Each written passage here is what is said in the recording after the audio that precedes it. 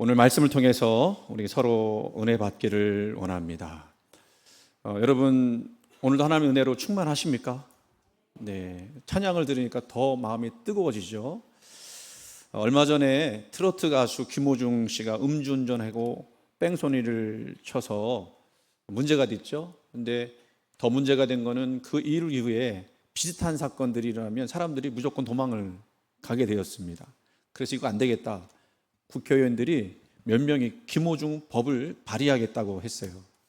그러니까 운전하고 사고가 나면 일단 도망을 치고 그다음에 이제 술이 깬 후에 잡혀도 음주운전의 증거가 안 된다 이렇게 판단이 되니까 이 피해자로서는 얼마나 기가 막힌 일이겠습니까? 그래서 그 이름을 따서 법안을 만들려고 했는데 문제가 생겼어요. 김호중 팬들이 벌떼같이 일어나서 그걸 만들려고 하는 국회의원들한테 전화를 하고 문자를 하고 막 욕을 하고 그러면서 이거 만약 만들면 당신들 낙선운동 벌이겠다 이렇게 난리를 쳤습니다.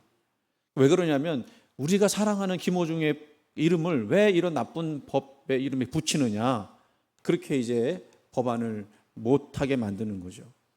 아마 이분들은 김호중에게 큰 은혜를 입은 것 같습니다. 김호중 없으면 못 살 분들인 것 같습니다. 우리 중에는 그런 분들 없으시죠? 없으십니까? 네.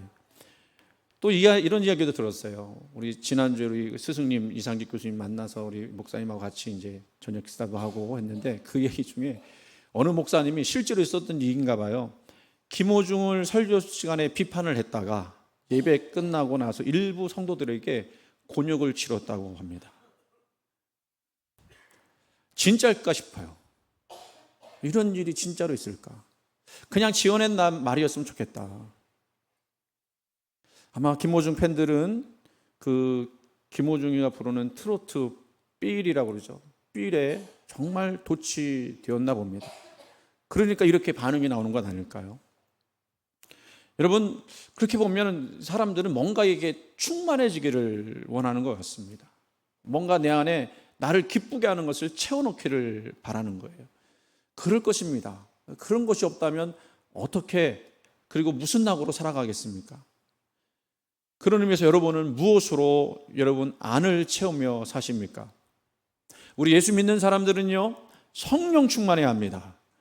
세상 것이 아닌 예수로 충만해야 합니다. 다른 것이 필요 없다는 얘기가 아니에요. 김호중 노래 얼마나 잘합니까? 그러죠? 그 노래를 들으면 마음이 녹는 듯해요. 저는 별로 안 들어봤어요. 들어보는 사람들, 우리 임영웅인가? 그 사람 노래는 한번 들어봤어요. 노래 진짜 잘하더라고요. 그 사람 노래 들으면 마음이 녹죠. 그런 것이 필요 없다는 얘기가 아닙니다. 그런데 예수로 충만한 그것은 그 어떤 것보다도 소중하다는 말입니다. 여러분 생각해 보세요.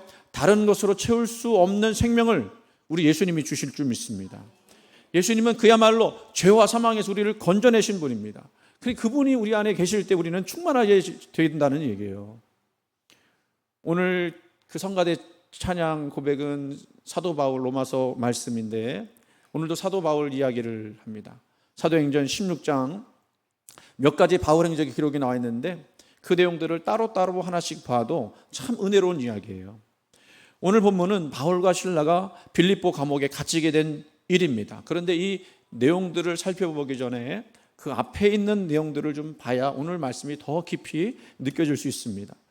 오늘 본문은 16장부터 사도 바울이 2차 전도행을 이제 다니게 되는데 2차 전도행을 하기 위해서 바울이 동쪽 아시아 쪽으로 방향을 잡고 가려고 했습니다. 그렇지만 하나님이 그것을 막으셨습니다. 그것이 16장 6절에서부터 10절까지 말씀인데 제가 그냥 읽어드리겠습니다.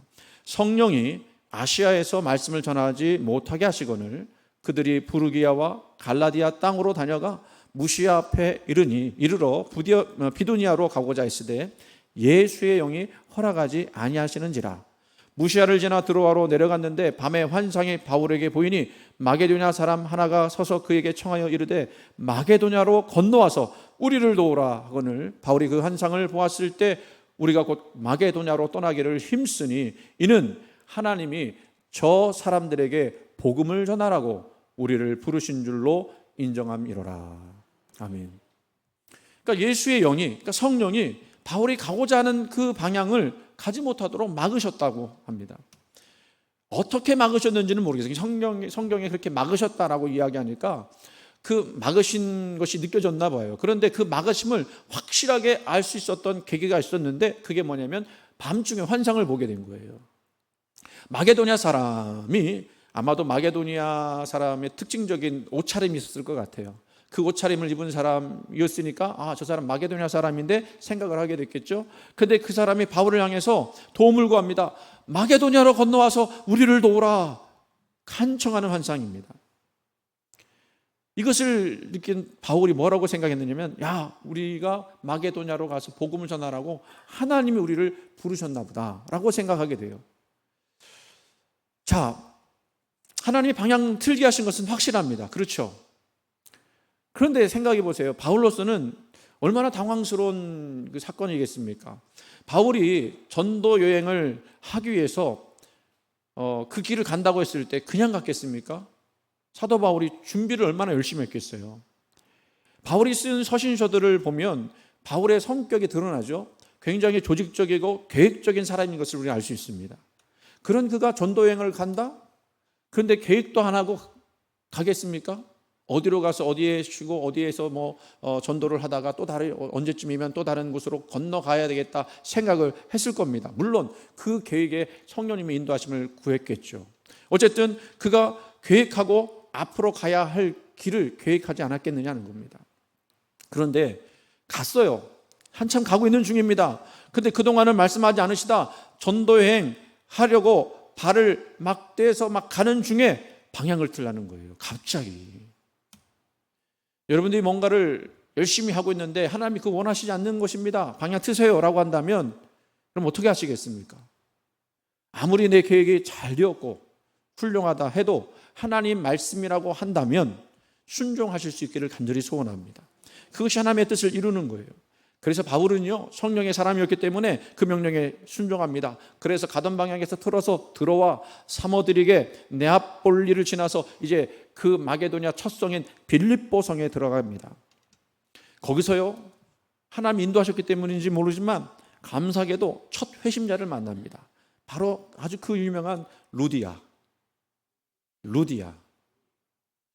루디아는요 옷감 장사였는데 무슨 색 옷감 장사였느냐면요, 자색 옷감 장사였어요.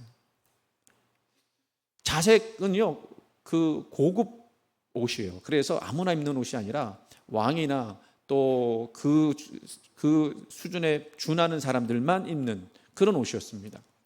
그러니까 굉장히 고급 옷을 다뤘던 여인이에요.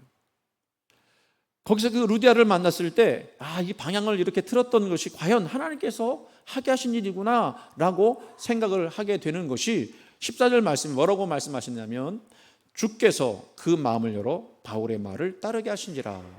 우연히 만났어요, 루디아를. 그런데 말씀을 막 전했더니 그 말씀이 그 루디아 마음속에 막 받아들여서 마음을 열게 되었다. 그래서 바울을 열심히 따르게 되었다라고 말씀합니다. 그래서 루디아가요 얼마나 은혜를 받았는지 바울을 청해서, 바울이 숙식할 때가 마땅치 않으니까 자기 집에 머물도록 아주 강권했다라고 얘기했습니다. 아마 바울은 안 들어가겠습니다, 들어가지 않겠습니다 이렇게 얘기했던 것 같아요. 그런데 아닙니다, 우리 집에 오셔서 제발 좀 같이 머무시면서 이 진리의 말씀을 좀 들려주세요 라고 했던 것 같아요. 바울이 처음 들어간 빌립보는 아는 사람이 없는 데예요. 그런데 루디아가 이렇게 강력한 후원자가 되어주니 마음이 한결 편했을 겁니다. 하나님이 하시는 일이기 때문에 이제 순조롭게 되어지는가 보다 생각했을 것입니다. 그런데 여러분 생각해 보세요. 하나님이 하시는 일이라면 순조롭게 되어야 합니까? 안 되어야 합니까? 순조롭게 되어야 하죠. 여러분 생각하실 때 그렇죠. 그런데요, 바울에게는 예상하지 못한 일이 벌어져요. 바울이 기도하는 곳에, 그러니까 그 회당이 있었는데도 불구하고 그 기도를 하러 간 건지 아니면 빌립보에는 회당이 없어서 기도하러 갔는지는 모르겠는데, 그 기도하는 곳에 어떤 사람이 나타나냐면 점치는 귀신을 진 여종이 등장을 합니다. 이 소녀로 생각되는데 이 소녀는 점치는 일로 그 주인들에게 큰 이익을 주었다라고 말합니다. 근데 한번 생각해 보세요. 이 여종이 얼마나 불쌍한 소녀입니까? 이 주인들이 그 소녀를 이용해서 자기 이득을 위해 착취한 겁니다. 남의 불행을 이용해서 이득을 얻는 사람처럼 패역한 인간은 없죠. 그런데 한번 말씀을 자세히 보면 이 점치는 귀신 들린 여종에게 주인이 하나가 아닙니다. 여러 사람입니다. 주인들이라고 되어 있어요.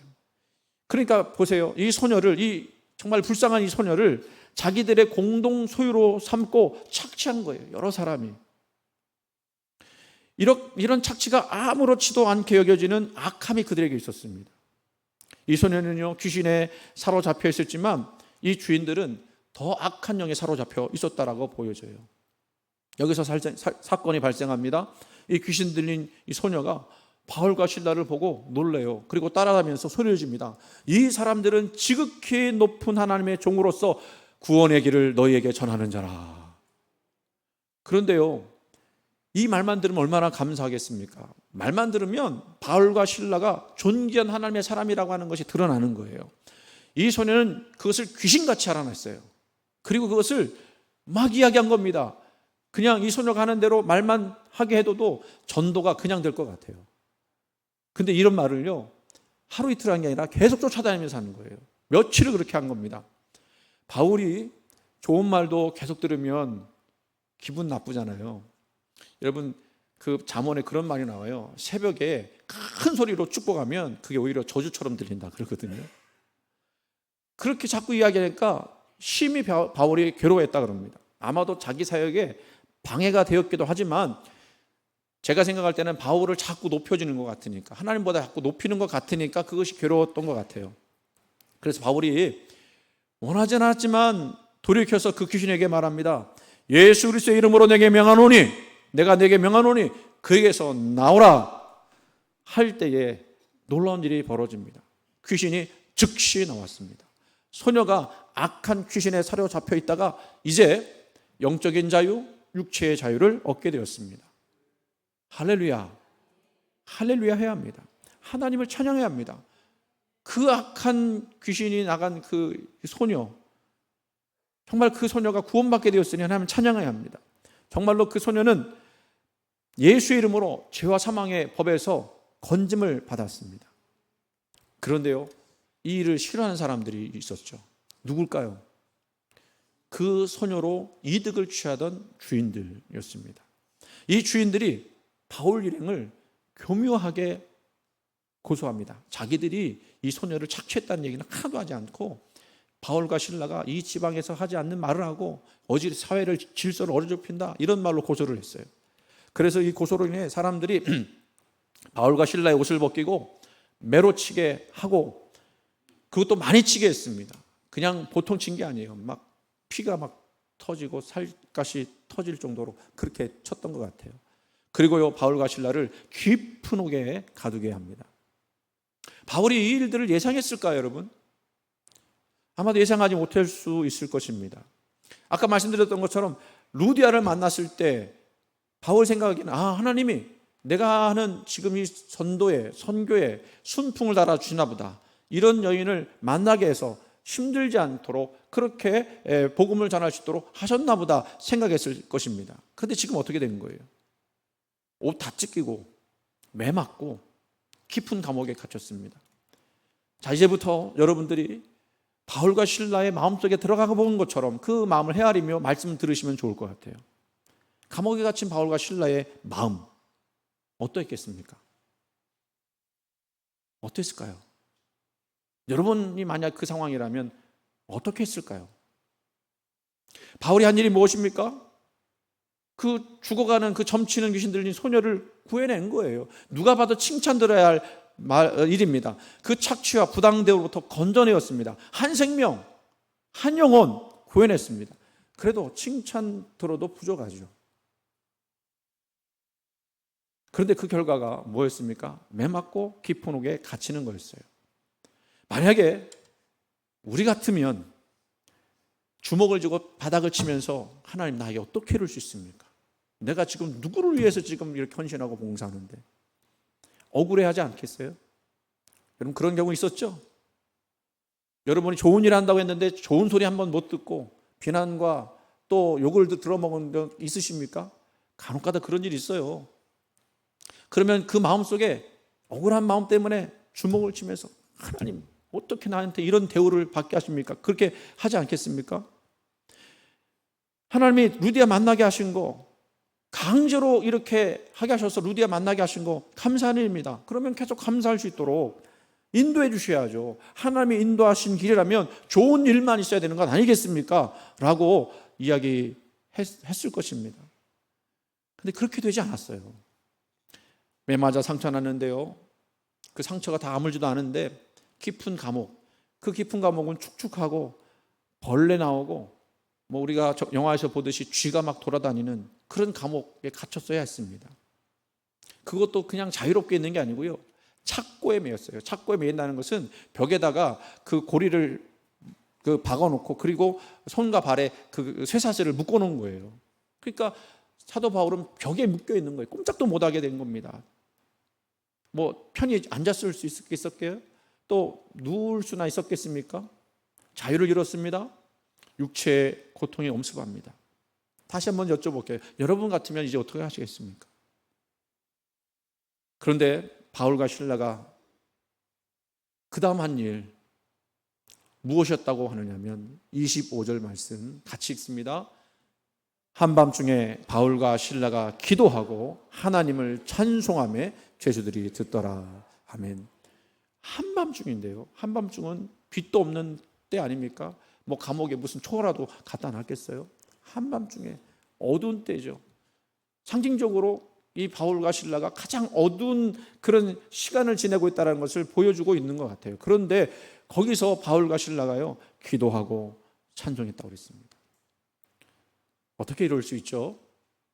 여러분, 저도 마찬가지이지만 우리가 이런 본문을 보면요, 늘 읽었던 본문이기 때문에 아, 바울이 그렇게 했나 보다, 바울에게 그런 일이 있었나 보다, 아, 바울이 기도하고 찬송했나 보다 하고 아무 느낌 없이 지나치는 경우가 많습니다. 그런데 바울, 아까 말씀드렸죠, 여러분이 바울의 입장에 대해보고 신라 입장에 되어서 생각해 보자고요. 그러면 이 바울과 신라 입장에서 이 행동이 이해가 되십니까? 몸부림쳐야 하는 그 순간인데 어떻게 그렇게 기도하고 찬송할 수 있을까요? 그것은 왜 그런 줄 아십니까? 바울과 실라가 예수님께 완전히 소속되었기 때문입니다. 그들에게는 예수님이 삶의 모든 것이 되었기 때문입니다. 쉽게 말씀드리면 예수로 살고 예수로 죽기로 작정했기 때문에 그래요. 이것을 어떻게 설명할 수 있을까요? 바울과 실라는 어떻게 설명해야 하는 사람들일까요? 이렇게 설명할 수 있을 것 같습니다. 바울과 실라 같은 분들은 하나님과의 관계에서만 자신을 설명할 수 있는 사람들이에요. 다시 말씀드릴게요. 하나님의 관계에서만 자신을 설명할 수 있는 사람들이에요. 세상 사람들은 몰라요. 이해할 수 없어요. 놀라운 일 아닙니까? 그거를 빌립보서 3장 7절부터 9절까지 이렇게 말씀합니다. 한 절 한 절 교독해 볼게요. 그러나 무엇이든지 내게 유익하던 것을 내가 그리스도를 위하여 다 해로 여길 뿐더러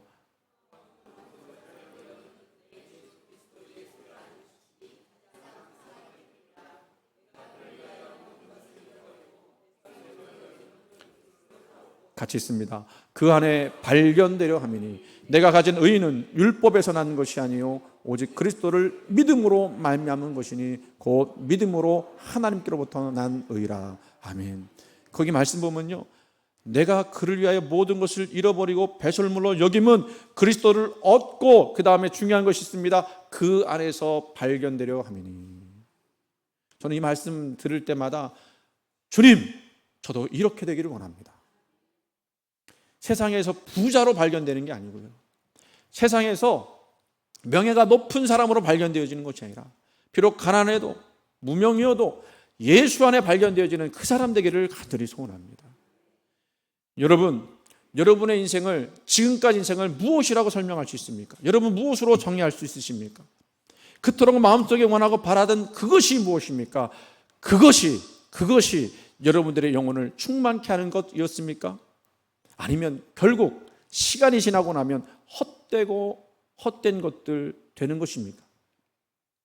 바울은 예수로 살고 예수로 죽는 삶을 선택했고 그 안에서 발견되지를 원했고, 그래서 예수밖에는 설명할 길이 없는 삶을 살았습니다. 이것이 영광스러운 삶인 것을 여러분 믿으시기를 바랍니다. 그렇기에 이 심령의 고통과 육체의 고통 속에서도 하나님께 기도하고 찬양했습니다. 어떻게 그럴 수 있었을까 생각한다면 다른 것이 아닙니다. 예수로 충만했기 때문입니다. 제가 주석책을 보다가 이 표현을 봤어요. 얼마나 놀라운 표현인지 여러분도 한번 봤으면 좋겠습니다. 읽어보세요. 현실보다 뛰어난 절대를 알고 있으며 상황보다 뛰어난 연계를 알고 있었다. 이게 무슨 얘기냐면 바울이 느낀 거라는 거예요. 그 어느 주석가가 이렇게 설명한 거예요. 현실보다 뛰어난 절대를 알고 있었고 상황보다 뛰어난 연계, 영적인 세계를 안다라는 거죠. 연계를 알고 있었다는 겁니다. 우리는 현실에 비록 묶여있는 또 다른 감옥에 갇혀있는 것과 같은 상황에 살고 있을 수 있습니다. 그런데도 하나님께 기도하고 찬양할 수 있습니다. 어떻게 해요? 예수로 충만하면.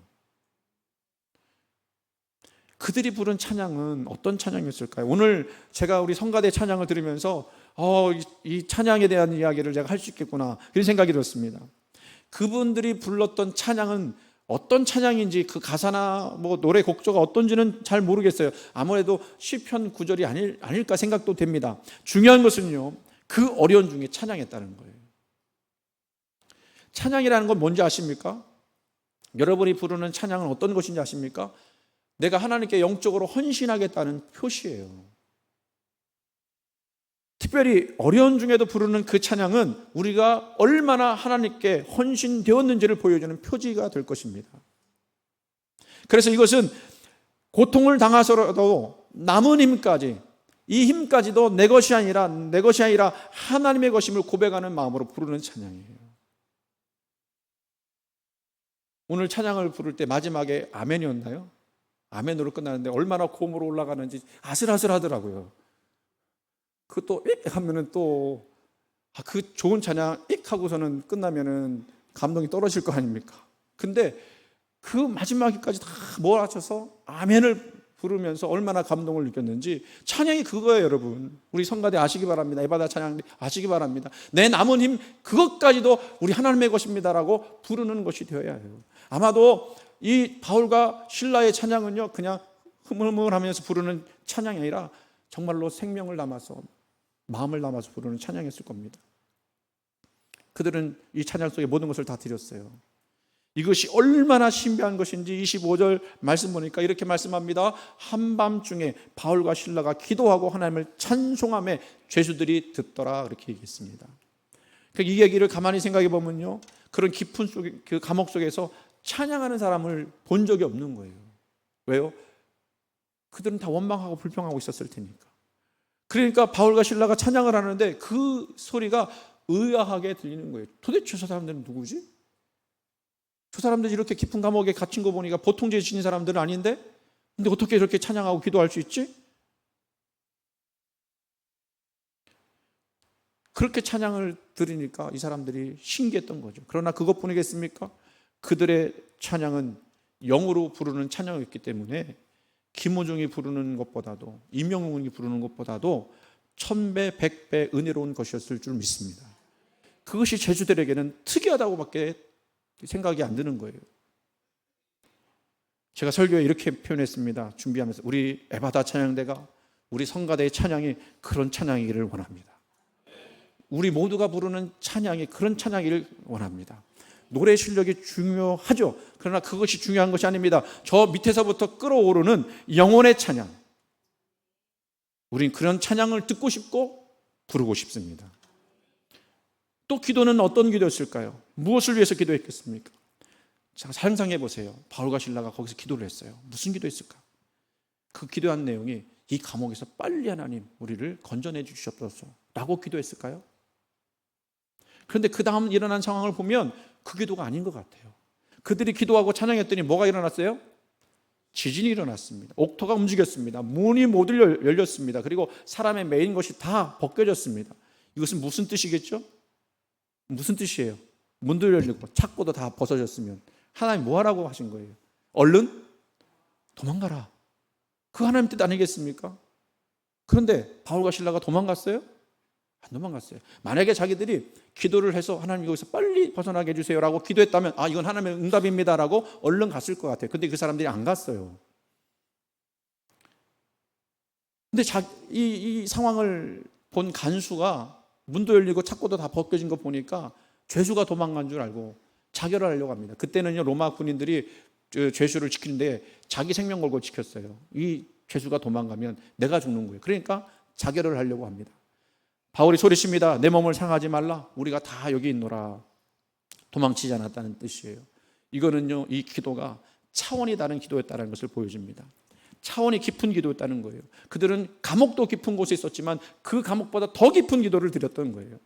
우리가 기도할 때 우리는 보통 문제 해결만을 위해서 기도합니다. 그게 나쁜 것은 아니에요. 그렇게 해야죠. 그런데 바울은 거기서 머물지 않았어요. 자기의 문제에 초점 맞추지 않고 주님의 뜻에 초점 맞췄습니다. 하나님, 지금 이게 무슨 뜻입니까? 이렇게 열린 것이 무슨 뜻입니까? 거기서 멈추지 않고 더 주님께 초점 맞춰서 더 깊은 기도로 나갔을 때 그들에게 그 복음이 더 온전하게 전해지는 역사가 있었던 거예요. 다른 것이 아닙니다. 우리 기도할 때요, 깊은 기도는 어떤 기도인지 아십니까? 문제를 위해서, 해결을 위해서 기도하지만 문제 속에 담겨진 하나님의 뜻을 발견하고자 하는 기도, 그 기도가 깊은 기도인 줄 믿으시기 바랍니다. 바울과 실라는 묶여 있었어요. 그런데 정말 그들이 묶여 있었습니까? 몸은 묶여 있었지만 그들의 영혼은 자유했습니다. 핍박과 고통 속에 있었지만 예수로 충만했기 때문에 그들은 기뻤습니다. 그 어느 것도 그들의 자유를 묶을 수 없었습니다. 그 자유가 죄수들을 자유케 했고 나중에 죽으려 했던 간수와 그 가정도 구원할 수 있었습니다. 처음 질문으로 돌아가 볼게요. 어떻게 바울과 실라는 이렇게 자유할 수 있을까요? 어떻게 이렇게 찬송하고 기도할 수 있었을까요? 그 고통 속에서, 아픔 속에서 하나님을 찾을 수 있었을까요? 여러분은 자유하십니까? 여러분을 자유케 한다는 것이 오히려 우리의 영과 마음을 묶고 있는 세상의 것들은 아닙니까? 바울과 실라가 어떻게 찬양과 기도를 올렸느냐? 그 질문의 답은 바로 그들의 마음속에 예수로 충만했기 때문인 줄 믿습니다. 그들을 위해 죽으신 예수 그리스도의 십자가가 그 마음속에 충만했기 때문인 줄 믿습니다. 예수로 살고 예수로 죽기로 각오한 그 마음이 충만했기 때문인 줄 믿습니다. 그래서 찬양하고요, 그래서 기도했습니다. 차원이 다른 찬양과 기도입니다.